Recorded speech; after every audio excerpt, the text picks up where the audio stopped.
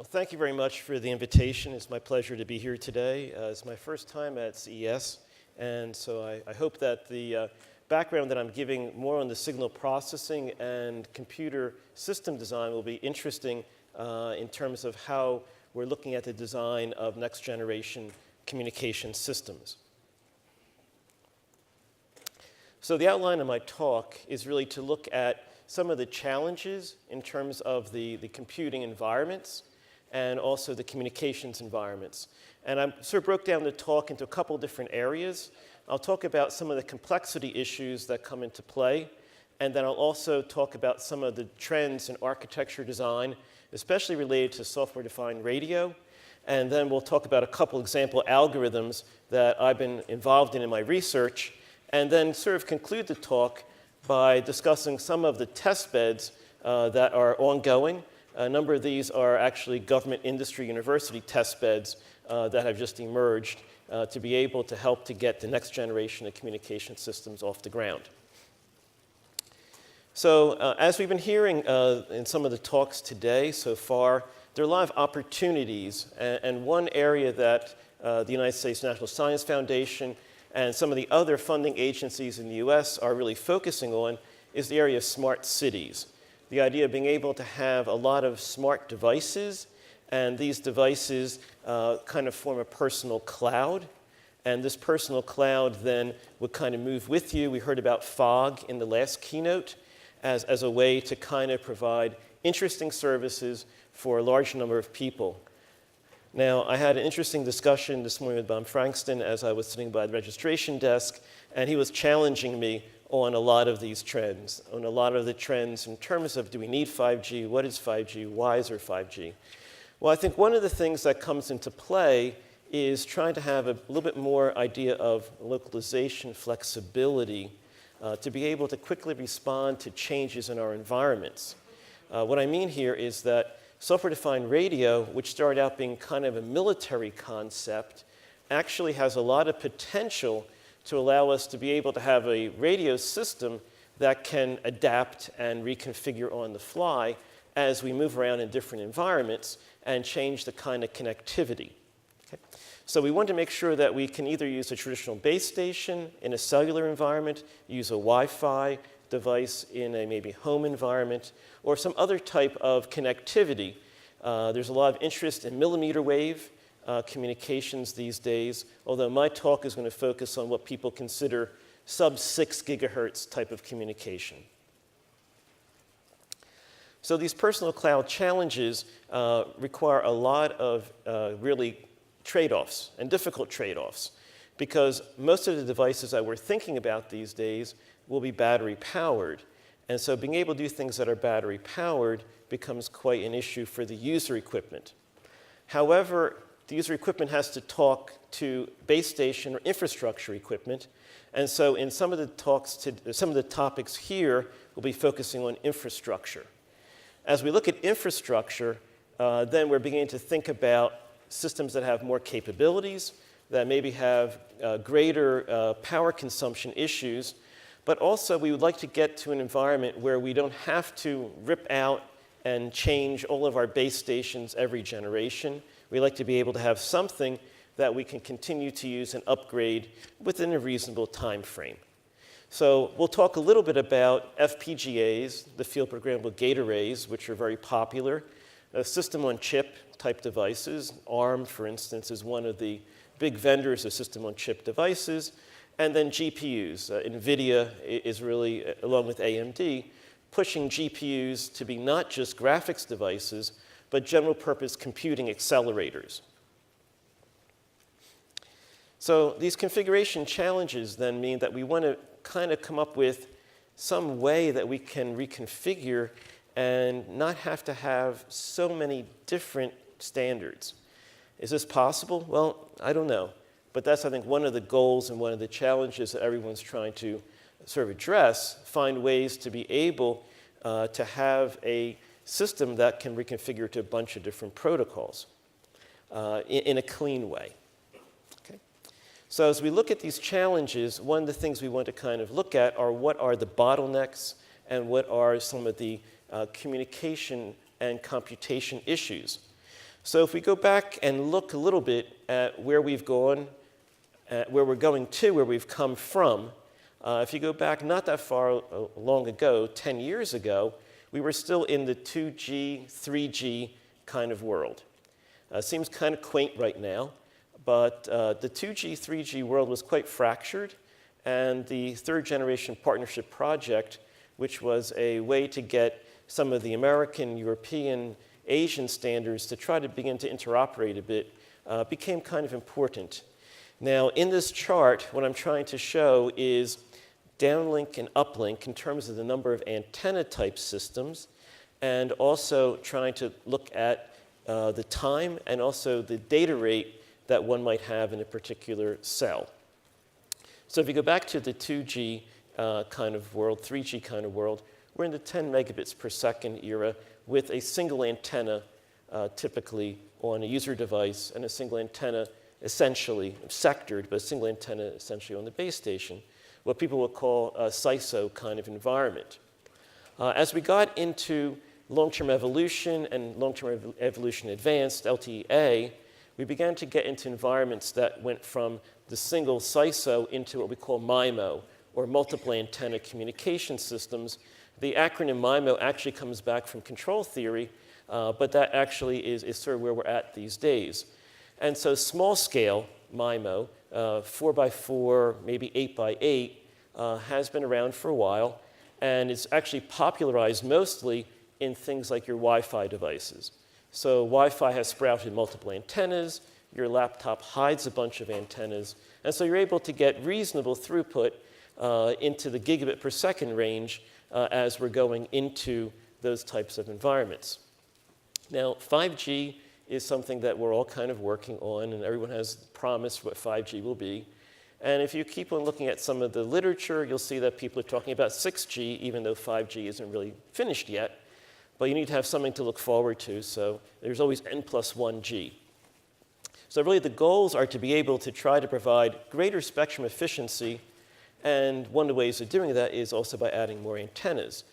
More antennas allow us to do things like beamforming and direction of arrival kinds of estimation, which actually, if you go back into the 70s and 80s, were techniques that came from radar systems. Now, one of the other concerns is computation requirements. I focus mostly on the physical layer, what we call the baseband, essentially the digital processing that's way down below. So if we assume that we might have a modest 375 megabits per second per user environment in a 100 megahertz bandwidth LTE type scheme, then if we look at how we might want to study this, one of the metrics is number of multiplications per second. And those multiplications per second keep growing. So what I have here in this chart is multiplications on the y-axis, and then the x-axis has this B/U ratio. And what that actually says is number of base station antennas per user. So Tom Marzetta, when he was at I guess it was Lucent at the time, began to look at the study of massive MIMO, and for the last maybe 5 to 10 years, that's become an area of intense research in the academic community, and industry is now beginning to consider this in some of the 5G offerings. So this B/U, or a ratio of usually 4 to 1 or higher, is where we're able to actually get the benefits of having these large antenna arrays to be able to separate users, to be able to beamform, and by doing beamforming, we can have energy going to multiple users at the same time, reduce interference.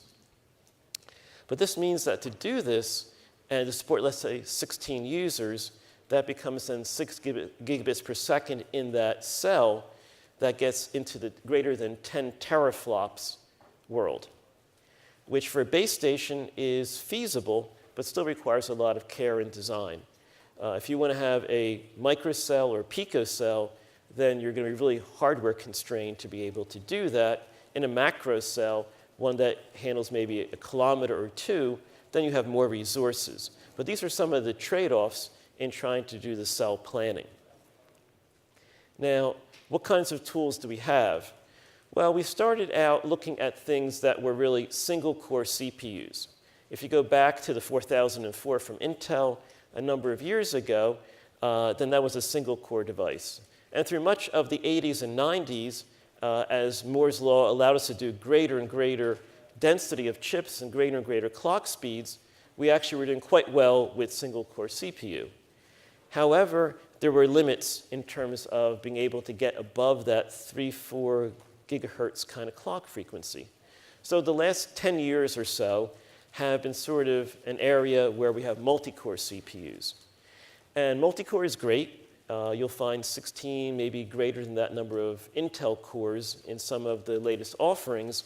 However, we're sort of kind of strangled by Amdahl's law, the sequential bottleneck problem. And also the power limitations. You have to be very careful about looking at thermal budgets as you go to more and more devices. So one area that a lot of research is going into is what people call heterogeneous computing. So that's something where you combine accelerators, maybe in an ASIC or an FPGA, with the multi-core CPU, maybe with a GPU. So each portion does what it's best at. You may want to do something that's very matrix-based in the GPU, maybe something that's just a simple digital filter type device in the custom ASIC, and then the CPU for the control plane. So that kind of gives us a sense of some of the types of hardware and tools that might be out there. I want to kind of go through maybe one or two possible scenarios that might be of interest. So when we look at IoT, there's a lot of concern about limited spectrum. Now, again, there's a lot of spectrum out there, and a lot of it's locked down in various ways. But what people are trying to propose is to use spectrum agility, meaning that I kind of listen to what's out there, I borrow someone else's spectrum, I change frequencies, I change channels, I get out of the way when the primary user comes back into play. So as a sort of an example scenario, just to kind of think about, we've talked a little bit about smart cars and some of those aspects, let's say, of traffic surveillance. So this is from a proposal I put together with some folks in Finland a couple years ago. We were looking at this issue of traffic surveillance and how we combine things like narrowband IoT with some of the other Wi-Fi and some of the other types of standards that might be out there. And so one of the issues becomes, how do I connect and collect all this data and send it out maybe to a cloud server? So there's this idea of having to have some sort of relay node, and that relay node may support multiple radios, and you may be able to swap back and forth from one essentially standard to another as certain spectrum opens up, and then you get out of the way when that spectrum is in use again. This requires that agility to be able to swap, and also it requires the need to be able to have buffering that might occur. Buffering is not nice, but sometimes you need to have some buffering, and also data compression. And that's, again, where a lot of the interests these days in machine learning and AI come into play. Can we do something in these relay nodes that may be able to help reduce the amount of communication that actually has to go out through the network up to the cloud? So that would mean, let's say in this traffic surveillance example, that we had traffic coming from a high data rate and from a low data rate. We try to combine them in some relay. We try to do some feature extraction. We try to do some maybe license plate recognition in some sort of semi-capable device. And then only the stuff that may be important goes out over some sort of IoT, narrowband IoT, cellular type environment up to some sort of cloud. So we have to be able to swap and adjust and make these types of changes. So I hope that this kind of intro gives you a sense of some of the challenges of IoT, the challenges of communication. And now I want to talk a little bit about area, time, and power complexity. So when we look at area, time, and power complexity, we have another set of trade-offs. And these are sort of efficiency trade-offs. So on the one axis, we have programmability. And on the other axis, we have this issue of efficiency. So I got my start doing ASIC design and doing low-level VLSI design. I still love it. I was teaching that yesterday, took a flight out this morning to get here because I didn't want to miss my Thursday afternoon class. So ASIC design is great, but it's very time-consuming. And as fab costs keep going up, you may not always be able to do that ASIC. And also, the lifetime of many of our products, as the last keynote from TELUS just mentioned, is only a couple years. So unless you're making millions and millions of these devices, you may want to go something that's programmable. So that's where FPGAs from Xilinx and Altera Intel come into play. You lose a little bit of efficiency, maybe a factor of 2, 3, 4, who knows, but you gain the programmability that I can reuse the device. So a lot of test beds these days in the wireless area are built around FPGAs because you can more quickly change the personality of the device to achieve different types of wireless standards and to actually do a lot of experimentation. Now, having said that, if you've done any FPGA programming, if you are a whiz at coding in Verilog or VHDL, you realize that that's not so much fun and that the rapid turnaround may not be so quick. Even with things like high-level synthesis, Vivado HLS, Catapult C, all these kinds of tools, it's still a bit of an issue.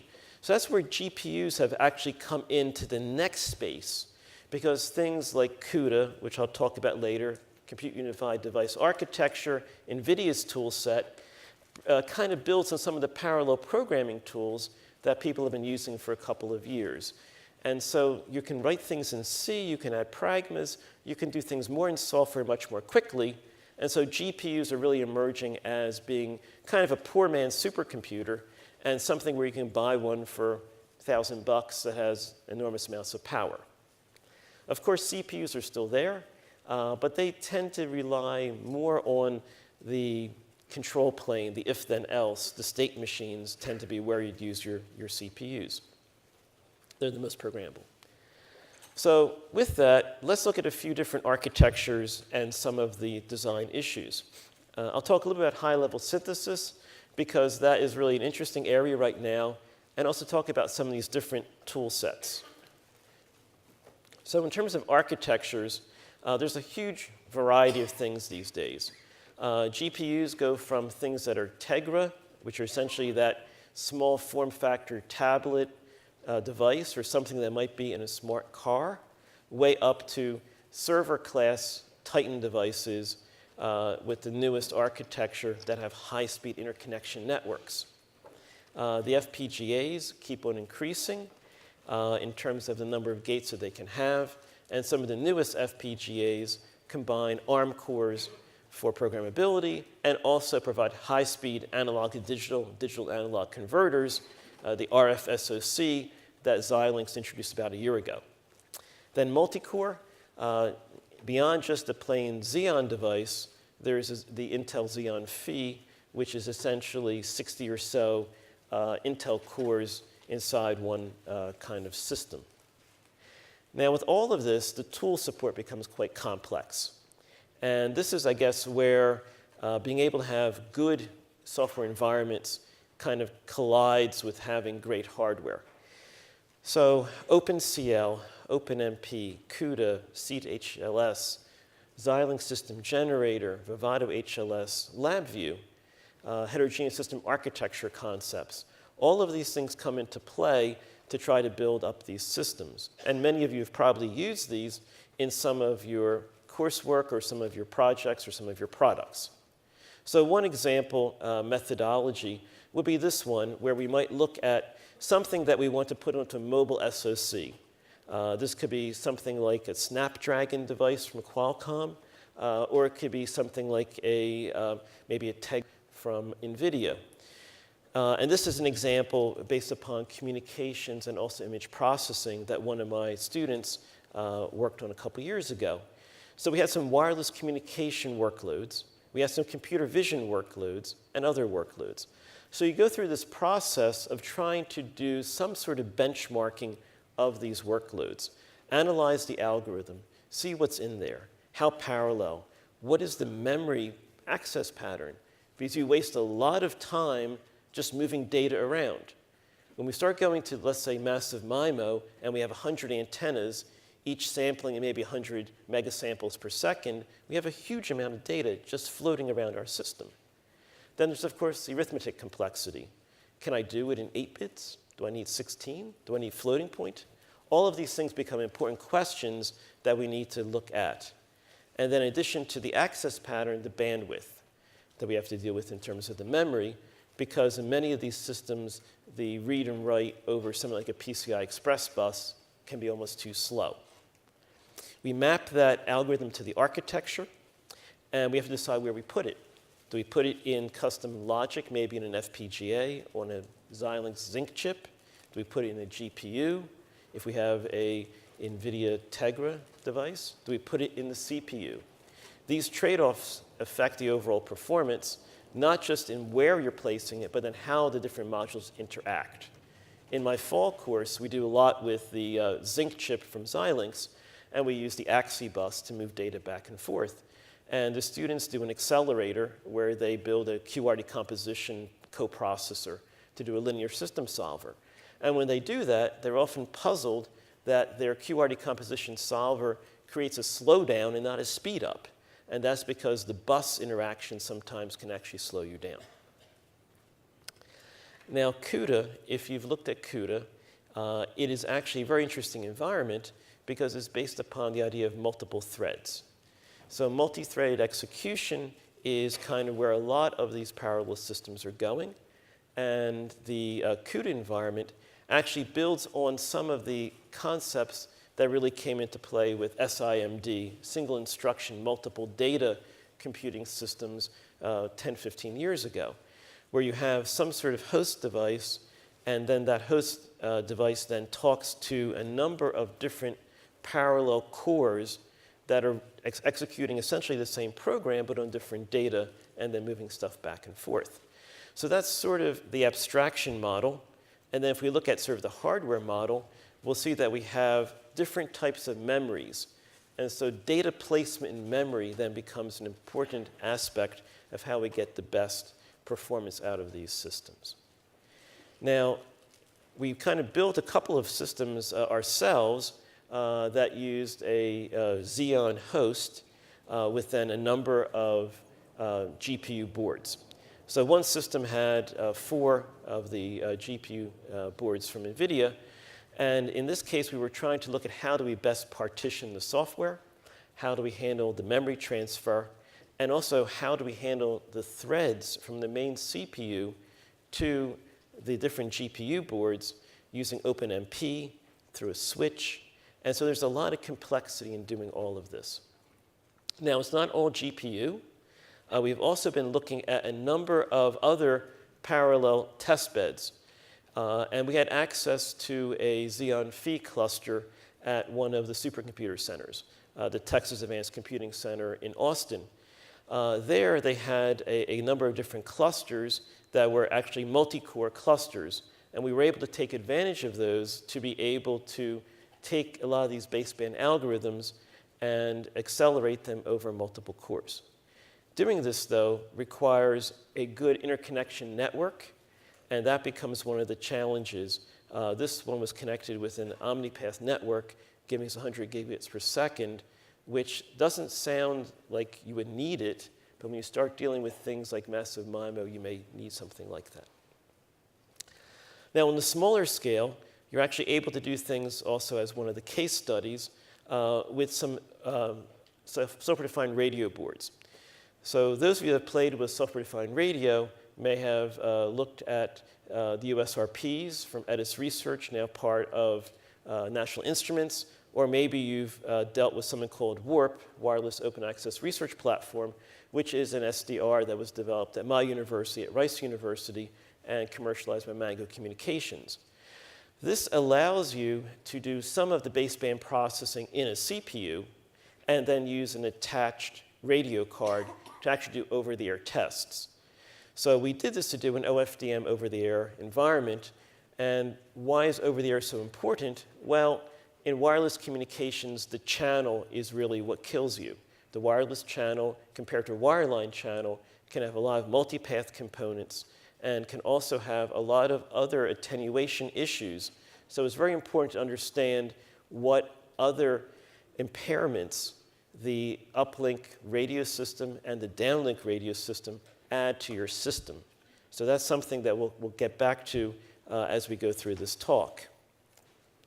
Another thing we looked at was what's called predistortion. You don't think about this so much, but in wireless communication systems, we've been trying to digitize as much of it as possible, but really the last step is an analog power amplifier. And the analog power amplifier gives us the range of communication that we would like to have. So Bluetooth gives us maybe 30 meters. Cellular maybe gives you Wi-Fi gives you 100 meters, and then cellular maybe 2 kilometers. But that means we have to operate in a good range for that power amplifier. If we push the power amplifier too far, it distorts. But also it's most efficient just about the point where it begins to distort. So people have looked at a number of so-called predistortion algorithms that essentially are digital filters that learn the characteristics of the amplifier and impose an inversion filter so that what comes out of the power amplifier at the highest possible power is not distorted. This has to happen in real time, and we used a CPU with a mobile GPU to actually implement these digital predistortion algorithms. So now what this is trying to say is that we need CPUs, we need GPUs, we need FPGAs, and that kind of is what you're seeing now in user equipment devices, let's say like the Snapdragon family from Qualcomm. It provides the capabilities of having sensors, things like accelerometers, things like temperature sensors, and also sensors like your microphone, and also having other accelerators that are needed. Now, the newest versions of these types of chips also provide some support for neural processing engines. So that's the newest type of accelerator you see in Exynos from Samsung, also from Apple in their I-series chips for their iPhones, in addition to the camera, image processing, the multi-core GPU and CPU. So all these things come together, and if you look at a modern smartphone, the radio is actually almost like a secondary thing, right? We used to have phones that were phones. Now we have a computer that also has a radio in it. I want to talk about a few algorithms now in the time that I have left, and just to kind of highlight where we're going with things in 5G, and also give you a sense of the complexity and some of the challenges in trying to build these newer algorithms. So first, I'll talk about massive MIMO. It's a big buzzword right now, and everyone likes to try to push something forward. If you build it, they will come type of thing. And so massive MIMO is one of the sort of interesting technologies that's being proposed. Another thing I want to talk about is channel coding. Channel coding, particularly low-density parity check codes, are a very big parallel algorithm using everything from solid-state drives to the data packet layer for a lot of our Wi-Fi and in the 5G cellular, and then come back again and talk about the digital predistortion in the case of the power amplifiers, because that becomes important in something called carrier aggregation, which is an area that's being used to deal with chunks of spectrum that are discontiguous. So massive MIMO. Massive MIMO basically says that one antenna on a base station is not good enough, and it's not good enough because we want to have hundreds of antennas that have cheaper, lower quality receiver chains, much the way that the military uses phased array radar. Essentially, is that kind of a concept. We'll have hundreds of antennas. Those antennas then will be in some sort of 2D array, and that 2D array will allow us to be able to with the complexity of being able to support more and more users. Now also this means, this is a little different than small-scale MIMO, like you might have in Wi-Fi right now. Small-scale MIMO does spatial multiplexing. It adds multiple streams, and many of our newest Wi-Fi routers simultaneously talk over 2.4 and 5, or they talk multiple channels in 5. This is more kind of single channel. It's not trying to get the highest throughput, but it's trying to get better interference suppression to support more users. So there are a number of things that we can do. It's called pre-coding in the downlink, and it's called multi-user detection in the uplink. And many of these things start out as being linear detectors. Those are the types of detectors that people like to work with because they set up nice problems nice matrix problems. So much of the arithmetic signal processing in cellular environments is essentially good old linear algebra. So we'll talk about minimum mean square error detectors, zero forcing detectors, maximum ratio combining detectors, and those are the types of detectors people use in the uplink, similar things for the downlink. Now, there's a challenge of doing this in a centralized processor. If I have all of these antennas listening and feeding all this data into one processor, then that could cause a lot of bottleneck issues. If each of those A to D converters on each of those RF chains is sampling at 100 megasamples per second, and I have 100 of them, I have a huge amount of data coming in, which will saturate any kind of bus that I may want to have. And so one of the research interests that my group has had, along with a colleague at Cornell, is to say, what happens if we break this control unit into a bunch of clusters? Now, this idea of breaking things into clusters is not new, but it allows us to kind of work with a smaller system and then be able to reduce the I/O issues in that red bar in the front. Now, if you've done any kind of matrix analysis and you've partitioned a big matrix into submatrices and you try to work with those submatrices, you know it's not for free. So you give up some performance by breaking things into submatrices, and you lose a little bit in terms of your capabilities at the expense of a simpler system to actually instrument and build. So now each base station may have local antennas, but those antennas talk to a different cluster, and each of those clusters then talk to each other, and there's a fusion center. That's what this F is here in the middle. This fusion center, which is not showing up over there, that fusion center then allows the different clusters to talk to each other. And so essentially we're partitioning a big matrix into submatrices. And then we would use some sort of conjugate gradient type scheme to invert a matrix and to be able essentially to find the data that each of the sub-users has sent. So I won't go through the details of the math, but essentially we have something like this where we're going to compare this distributed algorithm and compare it with some other algorithms. The red line that's a little bit hidden there is the centralized minimum mean squared error detector. And then the different blue lines are different iterations of this detector, which we've broken into different sub-detectors in different clusters. Now, you notice that if we just have one iteration, we're not exchanging enough data, and so we have actually as bad a performance as maybe a maximum ratio combining detector would be. But as we do more iterations and send less data than the full raw samples, we're able to approach the centralized performance. Okay. So we can do similar things in the downlink, and this is the beamforming problem. And when we do things in the downlink, we also use different types of beamformers.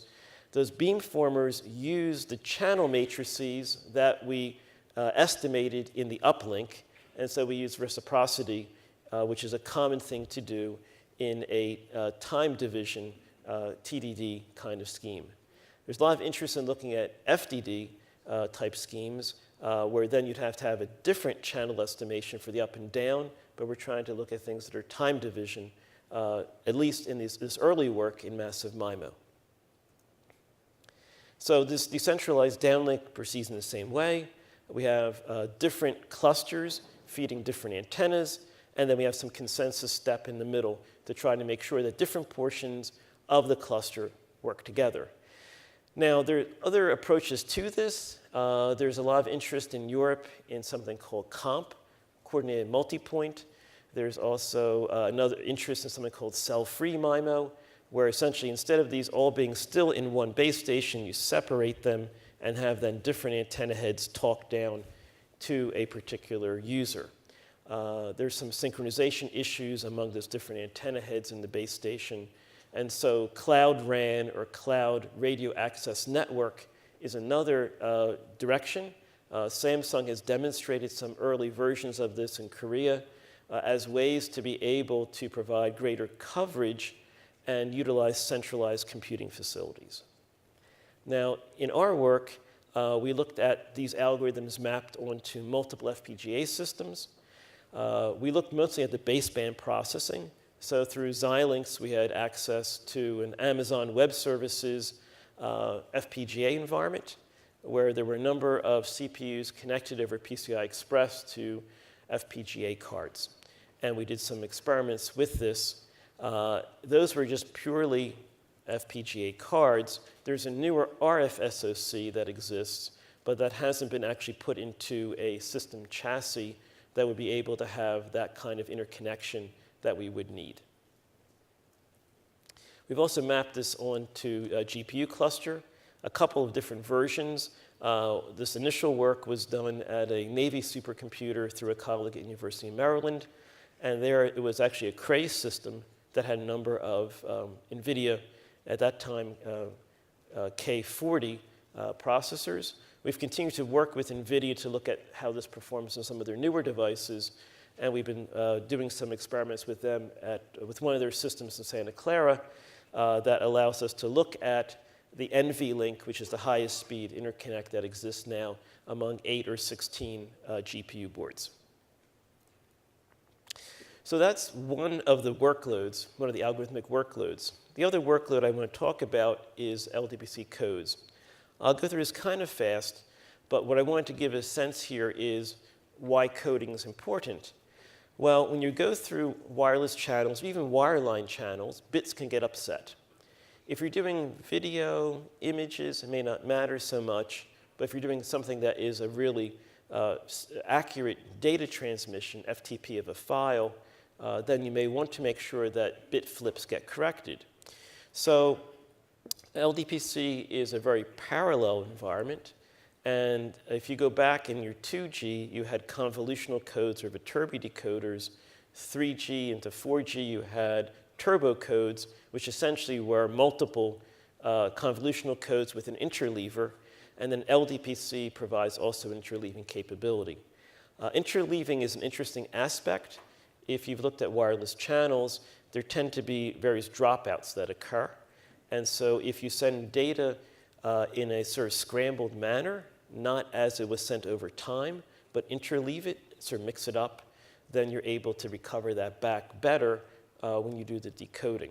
So the decoder fits at the end of the detector, essentially the massive MIMO detector I talked about, and the decoder can be used in everything from WiMAX, Wi-Fi, 5G, to 10 gig and higher Ethernet. Satellite, DVB-S2, and also SSDs use LDPC for error correction. It's a nice matrix-based algorithm, and it goes back to Gallagher's work at MIT in the 60s, where you essentially have a parity check matrix.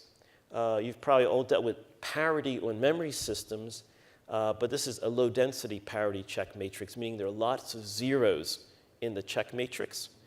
And so basically you create a generator matrix so that when you apply that on a code word, you have a coded transmission that you send that may be twice or less than twice the amount of bits. A rate 1/2 code or twice the amount of data is strong code, but there are codes called 5, 6, 7, 8 that are weaker codes that actually come into play. So you have an iterative process between variable nodes and check nodes, and that goes back and forth, which means that we can set up this Tanner graph and have parallel environment where we have these variable nodes and check nodes that go back and forth, and then we have a final hard decision. So in this algorithm, we map it to a GPU because the GPU is very parallel and it can do a number of computations at once. And so in doing this, we looked at a CUDA implementation where we broke this into multiple kernels. So that's one of the things with GPUs. You break things into kernels, and these kernels do a small task. That task completes, next task, iterate. So we have an initialization phase where we then go through the decoding iterations, 3 kernels, and then we have an early termination possibly if there are no bits in error, and then we complete the calculation. So this basically means that we have essentially 81 threads in each thread block, and we have up to, in this example, case, 972 threads that are sort of happening sort of in parallel. So this matrix is very sparse. It gets spread out. We do the first the horizontal processing. Then we do the a posteriori probability, APP, value updating. And then we go through a early termination check. That basically says, are all my parity equations satisfied? And if they are, then I skip out and I'm done. Now that sounds great, except that the parallelism in this case may be on the order of working on 2,000-bit code words, but those 2,000-bit code words don't fully occupy, well, they sort of occupy one GPU, but if I want to have even higher and higher throughput, then I can do multi-Codeword decoding. And what this means is I can pack multiple code words together, and this gives more work for the GPU to do. So in this case, I have streaming into the memory of the GPU, essentially pipelining multiple code words, and so I can now actually be able to get things closer to the gigabit performance in a parallel environment on a programmable device. Okay, now our third workload that I want to talk about is this issue of carrier aggregation. This started coming up towards the end of 4G, but it's something that people are looking at in 5G.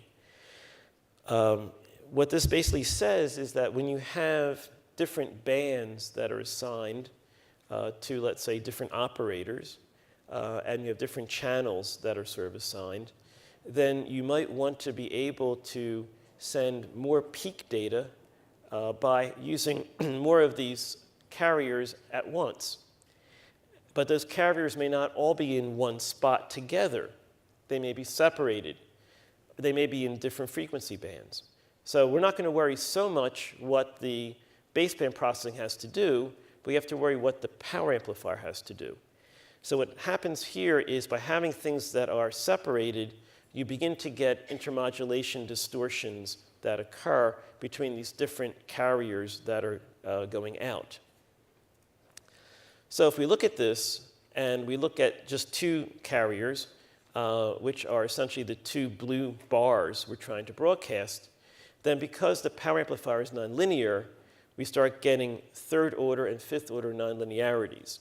So these nonlinearities then create spurs or spurious emissions, and those spurious emissions could end up being in someone else's, some other carrier's channel. So you start interfering with someone else, what people call spectral mask. You're sort of restricted to broadcasting a certain range. If you have junk coming out outside of that range, then you're doing something that is not proper. You often want to bring this down maybe 50, 80, 90 decibels below what you actually want to send. So this becomes a real-time signal processing problem, and it also becomes a problem where we have to go through some sort of a training phase. So if we want to look at something like a block diagram of this system, what we did is we did a MATLAB block diagram that essentially went through and did some of the training, and then we used an SDR board, in this case one of the warp radio boards, and in that radio board we characterized the power amplifier by feeding back some of the signal that was transmitted to a receiver port. And then we did a down conversion, and we looked at the signal that was sent. We looked at it to see how distorted it was, and then we used a LMS type least mean squared algorithm to be able to do some sort of predistortion and mix in that signal so what went out now was actually a distorted signal going into the power amplifier, but what got broadcast looked good.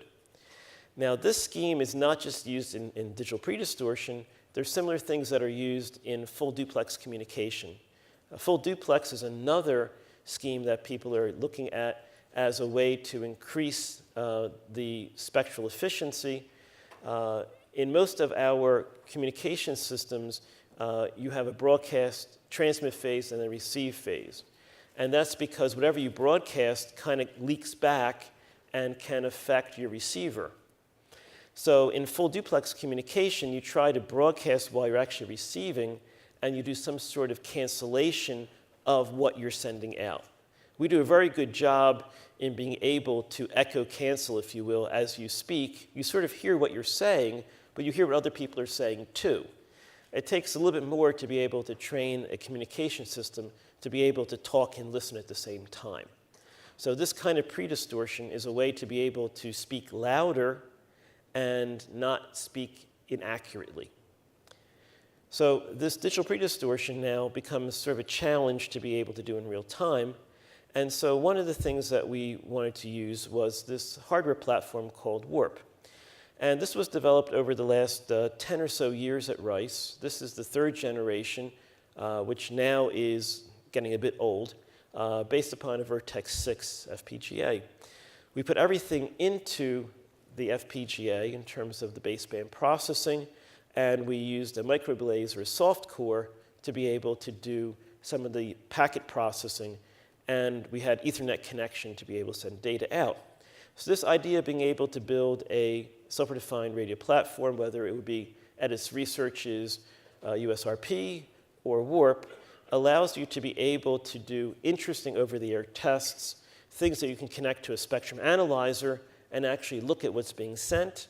You can also be able to look at some of the distortions and understand the SNR and the SINR issues that come into play. Now with Warp, we had two modes, a mode where everything happened real-time in baseband in the FPGA, and then a prototyping mode where we used MATLAB to be able to pre-process the data and post-process the data. So with this kind of an environment, we can do over-the-air experiments. And so we can actually model and use a real power amplifier. And with that, we can also understand some of the distortions that occur and how we're able to reduce some of the out-of-band signal that we were sending. Now, this idea of being able to do things with power amplifiers, be able to do things with some sort of design environment led to also an environment at Chalmers in Sweden. They have, through some collaboration with Ericsson, something they call RF Web Lab, and they have a Cree power amplifier that we also used to be able to tune our algorithms for that amplifier as well. Because each amplifier has different characteristics, and as you kind of change those amplifiers, we have different spurs you have to be able to suppress. Now, as we go from 2 to 3 subcarriers, we have even more complexity. A lot of narrowband IoT may actually be using a very small carrier that's in the middle of something else that you care about.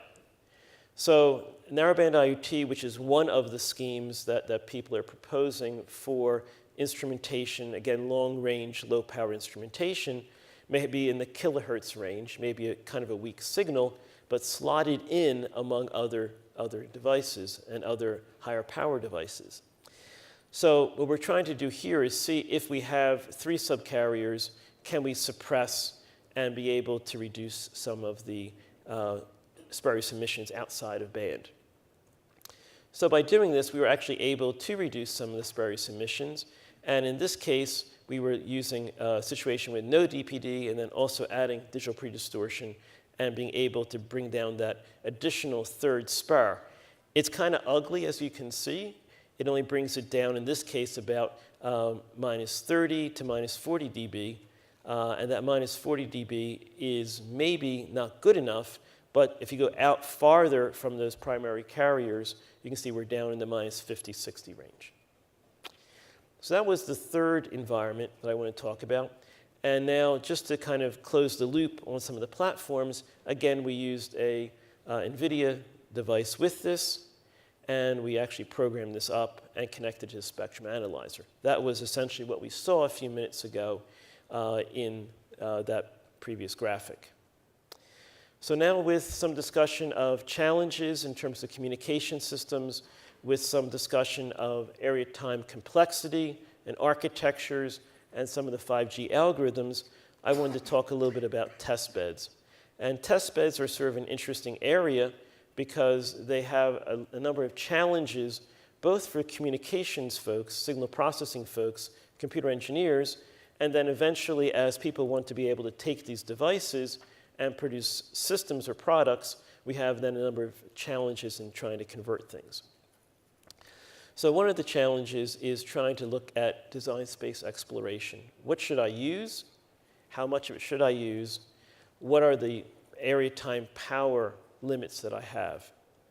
And then if we have this personal cloud idea, then we have to figure out how we can also do some local processing or edge computing when we may be able to utilize some of those resources that are maybe idle when we're not actually communicating. We're not communicating all the time. We may be able to buffer data and do some data compression, kind of in a sensor network sense. Now, the programmable testbeds have been involved in a lot of industry research, and also there are a number of companies that have been involved. And I wanted to sort of talk about one of the testbeds that was an extension at Rice called Argos. And this is a testbed that my colleagues have been developing. And Argos is one of the early massive MIMO testbeds. In this testbed, we collected a number of the boards that I just showed you, which were basically these warp boards, and we provide radios in front of them. These were in the 2.4 and 5 gigahertz Wi-Fi bands, and we had on the order of roughly about 90 or so, 96 radios that were connected together. When you look at these systems, though, you'll see that the antennas on the front take up a fair bit of space. And that's one of the reasons that people are trying to look at millimeter wave systems as well in the 28 and 60 gigahertz range. But those systems are usually sort of thought about for more line of sight, while the sub-6 more for broader communication. A lot of cables in the back. Those cables are ugly and create a lot of complexity in synchronization and timing and control. Now, I've been talking about a lot of Rice activities. Of course, other people are doing similar things, and National Instruments, they've also been using a number of the National Instruments boards, and they've been able to get very high data rate with, I believe, over 100 radios there. At the bottom is Sora, which was a Microsoft research project in China to look at using, again, some general purpose processors in this context.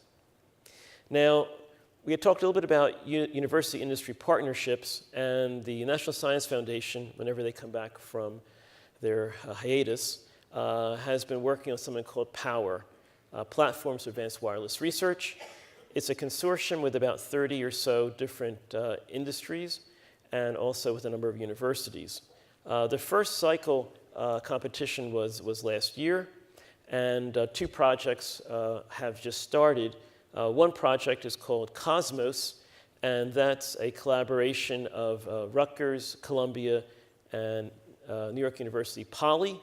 And Cosmos is focusing on millimeter wave, and also in testbeds in New York City, trying to look at some of the issues with channel modeling in the caverns among high-rises to be able to show how the scattering that occurs among high-rises will hopefully be able to lead to reasonably good communication systems and not be just blocked totally by all those towers. So this is one of the platforms that was awarded last year. Another platform is one at Rice, and it's called Renew. And this platform builds on the massive MIMO platform Argos, but now uses a new SDR board built around the Xilinx Zinc chip. And that is a partnership with the University of Utah with their Powder testbed. And that picture shows essentially a collection of about 8 or 9 radio cards. And these were designed to avoid some of the cabling, so the edge connectors snap together. And then on the right-hand side with the red cable is a single node that would be used for equipment. That can be battery powered, so you can move it around. And then that larger array is one layer in a shelf. And this box on the left is one of the first generation platforms that essentially can go up to about 96 radios. And each shelf there has about 10 radios, and the little circle is the antenna. So this Powder Renew is just getting off the ground. It was awarded in March of this year.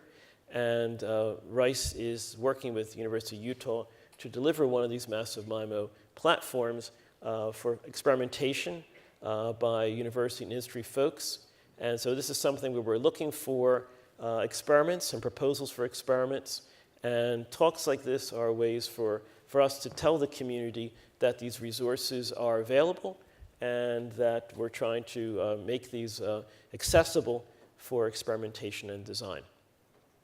So as I round up, I just wanted to sort of mention a number of the collaborators. Of course, a lot of this work is being done with a number of different folks at Cornell with Christoph Studer, folks at Rice in my group, folks at Finland in Tampere, and in Oulu, and also the University of Maryland on DPD.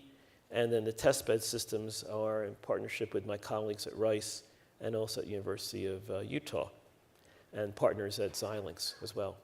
So just to summarize, what I tried to discuss today was essentially a lot of the challenges in communication systems as we go into the 5G era with small devices, Internet of Things, to be able to provide the capability to be able to have these small devices communicate in an urban environment, in a rural environment, in your home environment, and how that affects the architecture issues, the algorithm issues, and how testbeds can be very important to be able to allow us to build these systems. Thank you very much.